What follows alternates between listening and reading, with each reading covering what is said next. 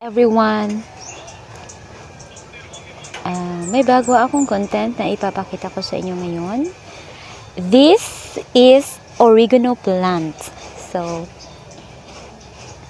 itutur ko kayo kung gaano karami ang oregano plant.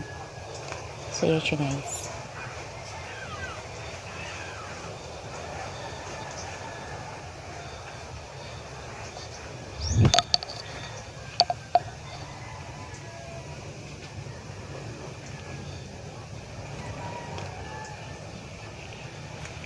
Dito siya tinatanim sa likod ng CR. Ayan siya guys. Nandito pala ako sa aking hometown. Yeah. It's my hometown everyone. So, maraming mga oregano dito guys. Oh. Daming mga oregano. Ang tataba ng mga oregano dito guys. Ayan. Ayan oh.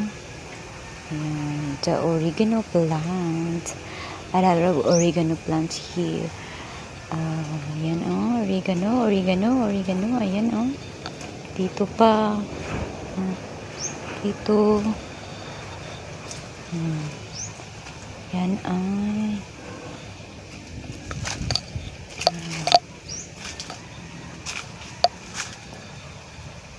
Ayan.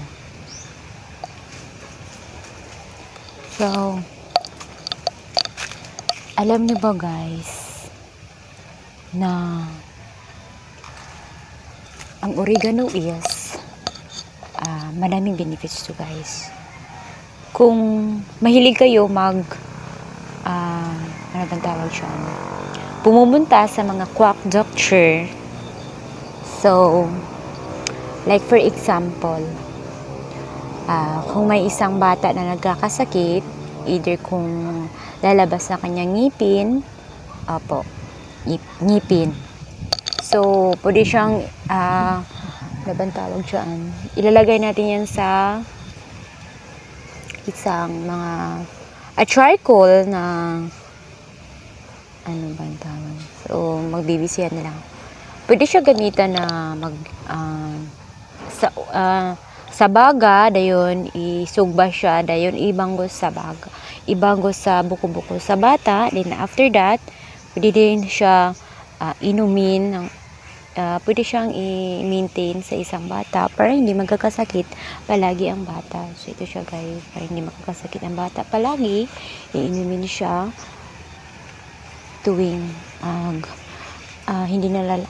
tuwing maglalabas ang kanyang mga ngipin. Also, then, for the next is, pwede rin siyang gawing maglaga ng oregano. Then, iinumin natin kapag may ubo tayo. Oo. So, maraming benefits to guys. Nakadepende rin sa inyo kung ano ang inyong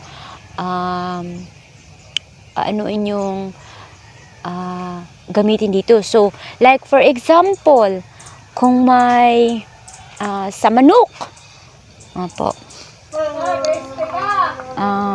Kapag may bunhok, pwede din ito gamitin sa mga bunhok everyone, no? Magagamitin ito sa bunhok. Hindi ko alam kung paano nila gamitin. Basta magagamitin. Baka ipiga din nila ang ganito siya guys, oh. Pag ganito, baka ito, ganun siya.